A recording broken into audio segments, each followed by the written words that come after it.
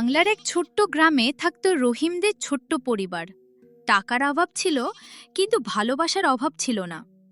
সামনে ঈদুল আজহা, কিন্তু এবার কোরবানি হবে কিনা সেটা নিয়ে চিন্তায় ছিল পরিবারটি।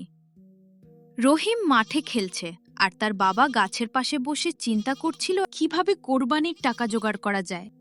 আব্বা, এবার আমরা গরু কিনবো তো? ঈদের তো আর বেশি দিন নাই আব্বা। গ্রামের সবাই তো গরু কিনতাছে। কালকে জামাল কাকার বাড়িতে বিশাল গরু আইছে। ছেলের এমন কথা শুনে করিম মিয়া চুপ করে বসে থাকে। কিছুক্ষণ পরে করিম মিয়া হালকা হাসি দিয়ে বলে, আল্লাহ যদি চায় তবে ইনশাআল্লাহ সব হবে বাবা। সত্যি আব্বা? আমরা গরুর নামও রাখমু। ঠিক আছে, চলো এখন বাসায় চলে যাই, কালকে আবার আসিও খেলতে। ঠিক আছে বাবা, চলো তাহলে। ঘরের ভিতর তাদের পুরনো ভাঙা টিনের ঘর। রান্নাঘরে রহিমের মা রান্না করছে। ওগো, শুনছেন? ঘরে তো টাকাও নাই, কেমনে গরু কিনবেন? ঋণ কইরেন না আবার। গতবার ঋণ করে সংসারে কি হাল হয়েছিল মনে আছে? আমি চাই না আরেকবার আমাদের সংসারে এমন সমস্যা সৃষ্টি হোক। জানি, কিন্তু পোলাপানের মনও তো রাখতে হবে। রহিম আমায় বারবার জিজ্ঞাচ্ছিল কবে গরু কিনব, কবে বাজারে যাব। জামাল ভাই নাকি গরু কিনেছে, অনেক সুন্দর গরু। এসব আমাকে বলছে। ছেলেটা কি করব আমি? না, ঋণ করব না। সেই কষ্টের কথা কি ভুলে যাওয়া যায়? কত কষ্ট করে সেই ঋণ শোধ করেছিলাম, আমার মনে আছে আমি না। তাহলে কি করবেন? কি ভাবলেন, কি করা যায়? দেখি কি করা যায়। করিম মিয়া বাজারে বস্তা টানার কাজ করছে। ছেলে মেয়ের মুখের হাসির জন্য দিন রাত কষ্ট করত করিম মিয়া। কিছু লোকজন তাকে দেখে হাসাহাসি করছে। এই করিম, এইবারও মনে হয় কোরবানি নাই। গরু কিনতে তো টাকা লাগে ভাই। করিমের টাকা আছে নাকি? এত টাকা করিম পাবে কই? কোনো সাহায্য লাগলে আমাকে বলতে পারো করিম ভাই। আমার দোকানেই তো কাজ করো, তোমার প্রয়োজনের খেয়াল তো আমার রাখতে হবে। হ্যাঁ হ্যাঁ, আরও কর সাহায্য। গতবার তোমার কাছে নিয়েছিল না টাকা, কিভাবে দিয়েছিল মনে নাই নাকি? তাদের কথা তাকে এত কষ্ট দিচ্ছিল যে করিম মিয়া চুপচাপ মাথা নিচু করে কাউকে কিছু না বলে সেখান থেকে চলে যায়। এদিকে রহিম তার বন্ধুদের সাথে বিকেলে খেলছিল। তার বন্ধুরাও তাকে জিজ্ঞেস করছিল যে তার বাবা গরু কিনছে কিনা, তারা এবার কোরবানি দিবে কিনা। কিরে বন্ধু, তোর আব্বু গরু কিনবে না নাকি? প্রতিবার যে কষ্ট করে তোরা কুরবানি দিস, আমরা কি জানি না নাকি? জানিস, কালকে আমার আব্বু অনেক বড় একটা গরু কিনে এনেছে, লাল। কি সুন্দর, দেখলে শুধু দেখতেই মন চায়। আমি নাম রেখেছি লালু। কিনবো তো, বাবা বলেছে গরু কিনবে। কালকে বা পরশু আমরা বাজারে যাব, তখন গরু কিনে নিয়ে আসবো। সত্যি নাকি? ঠিক আছে, দেখা যাবে। রহিম বাড়ি ফিরে একা বসে কাঁদছে।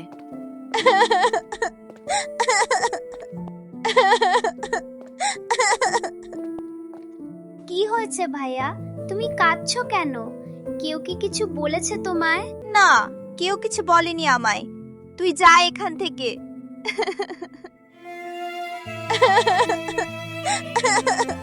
বলো আমায়, কি হয়েছে? কেন কাঁদছো? আমি আব্বুকে কিছুই বলবো না। আমি কাউকেই কিছু বলবো না। বলো বোনা, বলো। আব্বু কেন গরু কিনছে না?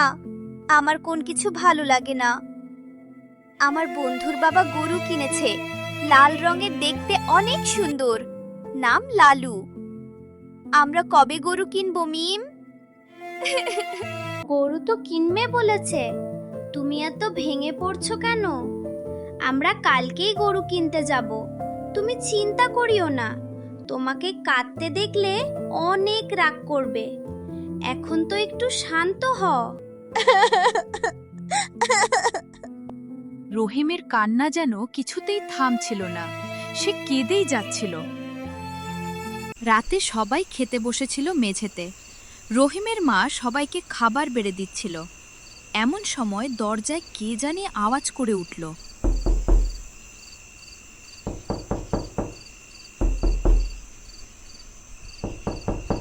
কে গো, দরজায় কে? এত রাতে আবার কে এলো? আমি কি যাব দেখতে? না আমেনা, তোমাকে যেতে হবে না। আমি দেখে আসছি কে এসেছে। যাও দেখে এসো কে আসলো। কথা বলে তাড়াতাড়ি আসিও। করিম মিয়া দরজা খুলে সে দেখে বাইরে বকুল ভাই দাঁড়িয়ে। বকুল ভাই, তুমি এত রাতে আমার বাসায়? কি বলবে বকুল ভাই, বলো। করিম ভাই, একটা কথা আছিল। আমার এক আত্মীয় শহরে যাইতেছে, তার একটা ছোট সাদা গরু আছে, সস্তায় দিব, নিবা নাকি? বকুল ভাই, আপনি জানেন না আমার কত বড় উপকার করছেন আপনি। আমি চাইছিলাম যে সস্তায় যদি কোনো গরু পাওয়া যায় তাহলে নিয়ে নিব। ঠিক আছে, কালকে আমার ওই আত্মীয় গরুনিও নিয়ে বাজারে উঠবে, সেখান থেকে তুমি নিয়ে নিও। কয়দিন ভালো মন্দ কিছু খাওয়ালে স্বাস্থ্য হয়ে যাবে। পরদিন সবাই গরুর হাটে চলে আসে। তারা দেখতে পেল সুন্দর একটা সাদা রঙের গরু। ওয়াও ভাইয়া, দেখ কি সুন্দর গরু। বাবা চলো ওই সাদা গরুটা কিনে নে। বকুল ভাই মনে হয় আপনার কথা বলেছিল, তাই না ভাই? কিন্তু শহরে যাচ্ছেন, তাই না? বকুল ভাই নিশ্চয়ই আমার কথা আপনাকে বলেছে। হ্যাঁ ভাই, আমি শহরে চলে যাচ্ছি। রয়ে গিয়েছিল নিষ্পাপ গরুটি। ভাবলাম গরুটি বেচে দিয়ে চলে যাই। তো গরুটির দাম কত রাখবেন ভাই, বলেন? মিম গরুটিকে খাওয়াচ্ছিল। গরুটির নাম রাখা হয়েছিল চাঁদা। কিছুদিনের মধ্যেই চাঁদা যেন তাদের পরিবারের একজন হয়ে উঠল। সবাই তাকে অনেক ভালোবাসতে শুরু করেছিল। চাঁদা আমাকে চিনে ফেলেছে। তুই অনেক ভালো চাঁদা, তোকে আমি অনেক বেশি বেশি খাওয়াবো। তুই আমার বন্ধু। রাত নেমে গেছে। করিম মিয়া চাঁদার পাশে বসে অঝরে কাঁদছে। তোকে অনেক কষ্টে আনছি রে। তোকে কিভাবে কোরবানি দিব, প্রতি আমার অনেক মায়ার জন্ম হয়েছে। অজান্তে কোনো ভুল বা তোকে কোনো কষ্ট দিয়ে থাকলে আমাকে ক্ষমা করে দিস চাঁদা। একদিন করিম মিয়া মাঠে কাজ করেছিল। হঠাৎ অসুস্থ হয়ে জ্ঞান হারিয়ে মাটিতে পড়ে যায়। লোকজন এসে তাকে হাসপাতালে নিয়ে যান। মিম আর রহিম তাদের বাবা অসুস্থ হওয়ায় অনেক কাঁদছিল।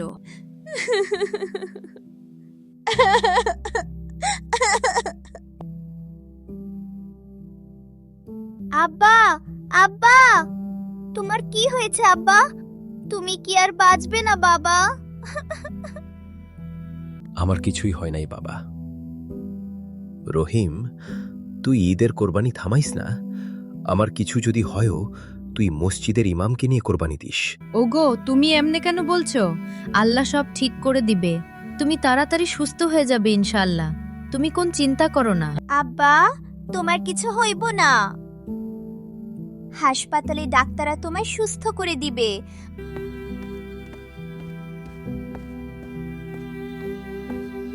অনেক দুর্বল হয়ে গেছে, বেশি পরিশ্রম করছে মনে হয়। কয়েকদিন আমাদের এখানে রেস্টে থাকবে, আপনারা বাসায় যান। ওনার চিকিৎসার জন্য কিছু টাকা লাগবে, সেটা জোগাড় করার ব্যবস্থা করুন। আচ্ছা ঠিক আছে, তাহলে তুমি এখানে রেস্ট করো, আমরা যাই। দেখি টাকার কোনো ব্যবস্থা করা যায় নাকি। ওগো, তুমি একদম চিন্তা করো না, সব ঠিক হয়ে যাবে। রাতে হাসপাতাল থেকে এসেই রহিমের মা ঘরে বসে কাঁদতে শুরু করে। মা, তুমি কাঁদছো কেন? বাবার কিছু হবে না মা, তুমি কোন কিছু চিন্তা করো না, আল্লাহ তো আছে। ঘরে তো কোন টাকা নেই বাবা। তোর বাবাকে ওষুধ কেনার টাকা দিব কিভাবে? কোথায় পাবো এত টাকা? কে দিবে আমায় এত টাকা? তোর বাবাকে ছাড়া তো পরিবারটাই অচল। মা, চাঁদাকে কি বিক্রি করে দিব নাকি? তাছাড়া তো কোনো উপায় দেখছি না। কি করবি কর বাবা, কিছু যে একটা করতে হবেই।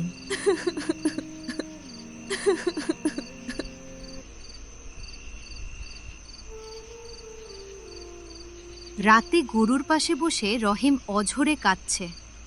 রহিমের কান্না দেখে গরুটি মাথা নেড়ে রহিমের গায়ে মুখ ঘষে। চাঁদা, তোরে হয়তো বিক্রি করতে হইব। আমার আব্বু খুব অসুস্থ রে। আমার আব্বুর জন্য দোয়া করিস। আমার আব্বু তো তোকে অনেক বেশি ভালোবাসে, তাই না? আমাকে মাফ করে দিস বন্ধু।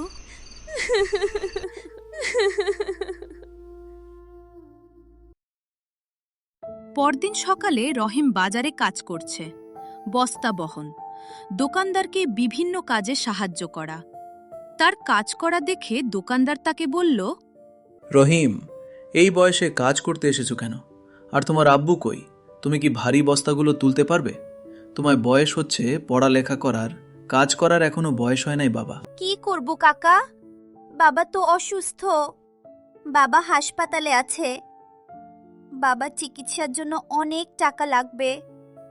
কোথায় পাবো এত টাকা? সেই জন্য আমি এসেছি আজকে কাজ করতে। অসুস্থ? আমি তো জানতাম না কোথায় আছে, কোনো হাসপাতালে আছে। তুমি চিন্তা করিও না বাবা, আমি হাসপাতালে যাব। তোমার এত ভারী কাজ করতে হবে না, তুমি বাসায় যাও। জসিম চাচা দূর থেকে তাদের কথা শুনছিল।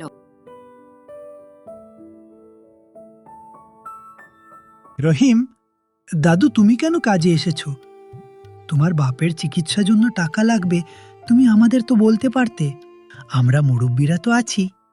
তোমার বাবা খুব ভালো মানুষ, আমরা অবশ্যই তাকে সাহায্য করব। রাতে গ্রামের কিছু মানুষ আসে, কেউ টাকা দেয়, কেউ চাল দেয়। আপনাদের এই উপকার কখনোই ভুলব না। আজ আপনারা না থাকলে জানি না আমাদের কি অবস্থা হইতো। আল্লাহ আপনাদের ভালো করুক। না গো বৌমা, করিম অত্যন্ত ভালো মানুষ। আমরা তার উপকার করব না তো কার উপকার করব? এখানে চাল আছে, সেগুলো বেচে কিছু টাকা হবে। আর আমাদের দেওয়ার টাকাও আছে।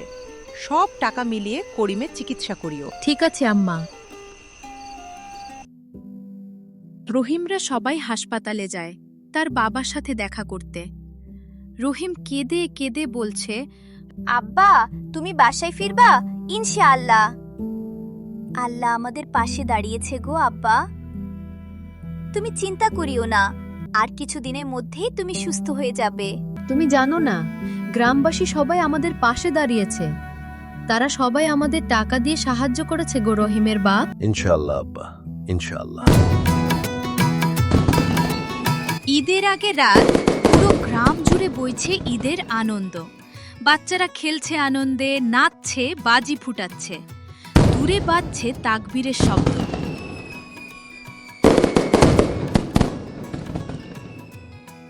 কিন্তু রহিমদের ঘরে নীরবতা। মিম আর রহিম কাঁদছে, তাদের কোনো আনন্দই নেই, কারণ তারা তাদের বাবাকে ছাড়াই এইবার ঈদ উদযাপন করবে। তার বাবা এখনো সুস্থ হয়নি, তাদের তার বাবাকে খুব মনে পড়ছে। ভাইয়া, কাল ঈদ, আব্বা থাকবো না? আব্বারে অনেক মনে পড়ছে ভাইয়া। কাঁদিস না মিম, এবার আমাদের আব্বাকে ছাড়াই ঈদ করতে হবে। হঠাৎ দরজায় শব্দ। দরজা খুলে দেখে করিম মিয়া দুর্বল শরীর নিয়ে দাঁড়িয়ে, সবাই জড়িয়ে ধরে কাঁদে। আব্বা, তুমি আইছো? তোমারে অনেক মনে পড়তেছিল আব্বা। আমি তো কখনো তোমারে ছাড়া কোন ঈদ করি নাই। এখন আমার অনেক খুশি লাগতাছে। আমার তো নাচতে ইচ্ছা করতাছে। ওগো তুমি আইসো, কি যে খুশি লাগতাছে আল্লাহ। কিন্তু তুমি তো এখনো সুস্থ হও নাই পুরোপুরি। যাও ঘরে গিয়ে রেস্ট লও। হ্যাঁ আমেনা, চলে এলাম। ডাক্তার বলল আমি এখন অনেকটা সুস্থ হয়ে গেছি, তাই আমিও চলে এলাম। তুমি তো জানো আমেনা, বাচ্চাদের ছাড়া আমি কখনো কোনো ঈদ করিনি। তাই ঠিক আছে, এখন বিছানায় গিয়ে রেস্ট করো। অনেক কষ্টের পর অবশেষে এলো সেই আনন্দের দিন। ঈদের দিন ঈদের মাঠে বাচ্চাগুলো খেলছে আর বড়রা নামাজ পড়ে বাসায় যাচ্ছে।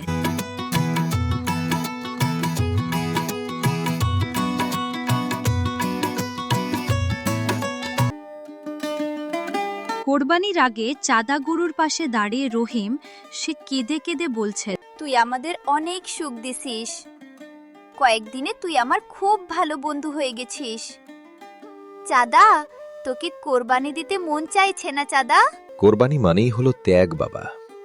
চলো, আজ তোমাকে আমি এমন একটা গল্প শোনাই যার মাধ্যমে তুমি বুঝতে পারবে যে সবচেয়ে প্রিয় জিনিস ত্যাগ করলেই আল্লাহ সবচেয়ে বেশি খুশি হয়। অনেক বছর আগে ইব্রাহিম আলাইসাল্লাম ছিলেন আল্লাহর খুব প্রিয় নবী। দীর্ঘদিন তার কোনো সন্তান ছিল না। অনেক দোয়ার পর আল্লাহ তাকে একটি পুত্র সন্তান দান করেন, ইসমাইল আলাইসাল্লাম। ইসমাইল আলাইসাল্লাম একটু বড় হলে একদিন ইব্রাহিম আলাইসাল্লাম স্বপ্নে দেখলেন তিনি নিজের সবচেয়ে প্রিয় জিনিস তার ছেলে ইসমাইল আলাইসাল্লামকে আল্লাহর জন্য কোরবানি করছেন। নবীদের স্বপ্ন ছিল আল্লাহর নির্দেশ। ইব্রাহিম আলাইসাল্লাম খুব চিন্তিত হলেও আল্লাহর আদেশ মানার সিদ্ধান্ত নিলেন। তিনি ছেলে ইসমাইল আলাইসাল্লামকে বললেন, হে আমার চেয়ে, তোমাকে আল্লাহর জন্য কোরবানি করছি, তুমি কি বলো? তখন তার পুত্র বলেছিল, হে আব্বা, আল্লাহ যা আদেশ করেছেন তাই করুন, ইনশাআল্লাহ আমাকে ধৈর্যশীলদের একজন পাবেন। এরপর দুজন আল্লাহর আদেশ মানার জন্য প্রস্তুত হলেন। ইব্রাহিম আলাইসাল্লাম ইসমাইল আলাইসাল্লামকে শুইয়ে দিলেন। ঠিক যখন কোরবানি করতে যাবেন তখন আল্লাহ তাদের পরীক্ষা সফল হয়েছে বলে জানিয়ে দিলেন। আল্লাহ ইসমাইল আলাইসাল্লামের বদলে জান্নাত থেকে একটি দুম্বা পাঠালেন কোরবানির জন্য। এভাবেই ইসমাইল আলাইসাল্লাম রক্ষা পেলেন। এই ঘটনার মাধ্যমে আল্লাহ শিখিয়েছেন আল্লাহর আদেশ মানা, ধৈর্য ধরা ও ত্যাগের মনোভাব সবচেয়ে বড় বিষয়। এই কারণেই মুসলমানরা ঈদ উল আজহাতে কোরবানি করে ইব্রাহিম আলাইসাল্লামের ত্যাগ স্মরণ করে। এবার বুঝতে পেরেছ তো? ইমাম সাহেব এসে গরুকে কোরবানি দিচ্ছে। তা দেখে মিম, রহিম ও তার বাবা কাঁদছে।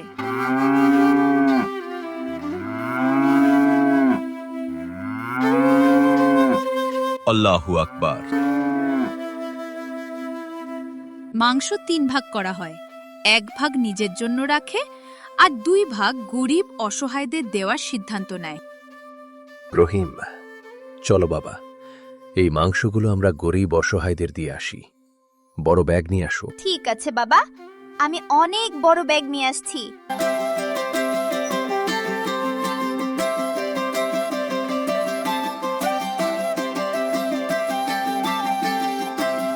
আল্লাহ তোদের সুখে রাখুক বাবা, ভালো রাখুক বাবা, তোদের জন্য অনেক দোয়া করি।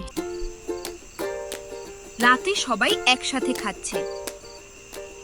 টাকা থাকলে সুখ হয় না, পরিবার থাকলে সুখ হয়। আল্লাহ আমাদের সবসময় একসাথে রাখার তৌফিক দান করুক, আমিন। ঈদ শুধু আনন্দ না, ঈদ মানে ত্যাগ, ভালোবাসা আর পরের পাশে থাকা।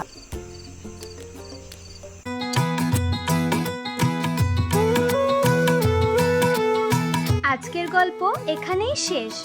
গল্পটা যদি ভালো লেগে থাকে তাহলে ভিডিওতে একটা লাইক দাও আর কমেন্ট করে জানাও তোমার মতামত। এমন আরো মজার আর নতুন নতুন কার্টুন গল্প দেখতে এখনই আমাদের চ্যানেলটি সাবস্ক্রাইব করে পাশে থাকা বেল আইকনটা অন করে দাও, তাহলে নতুন ভিডিও সবার আগে দেখতে পাবে। সবাই ভালো থাকো, আবার দেখা হবে নতুন এক গল্পে। Bye bye.